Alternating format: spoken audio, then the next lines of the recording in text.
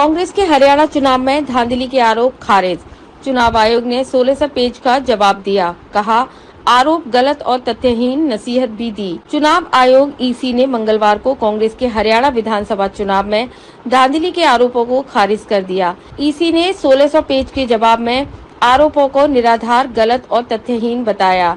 आयोग ने कहा, मतदान और मतगणना जैसे संवेदनशील समय के दौरान गैर जिम्मेदार आरोप लगाने से अशांति और अराजकता पैदा हो सकती है। आयोग ने पिछले एक साल में 5 मामलों का हवाला देते हुए कांग्रेस पार्टी को नसीहत दी और कहा कि आरोप लगाने में सावधानी बरतें और बिना किसी सबूत के इलेक्टोरल ऑपरेशन पर आदतन हमला करने से बचें। राज्य में एक फेज यानी 5 अक्टूबर को मतदान हुआ था और 8 अक्टूबर को रिजल्ट आए थे।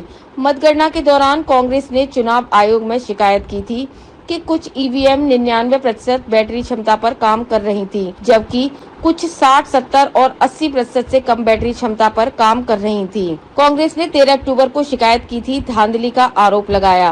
कांग्रेस ने हरियाणा चुनाव में ईवीएम की गड़बड़ी का दावा करते हुए चुनाव आयोग से 13 अक्टूबर को शिकायत की थी। कांग्रेस नेता पवन खेड़ा ने कहा था कि 20 सीटों पर मतगणना के दौरान ईवीएम में गड़बड़ी पाई गई। इन सीटों के उम्मीदवारों ने लिखित और मौखिक शिकायतें दर्ज की थी। कांग्रेस ने इनकी सूची चुनाव आयोग को भेजी है। खेड़ा ने कहा था कि यह अजीब है कि जिन मशीनों में 99% बैटरी चार्ज रही, उन्हीं सीटों पर कांग्रेस उम्मीदवार हारे हैं। वहीं 60 से 70% बैटरी चार्ज वाली मशीन वे हैं जिन पर कांग्रेस उम्मीदवार जीते हैं।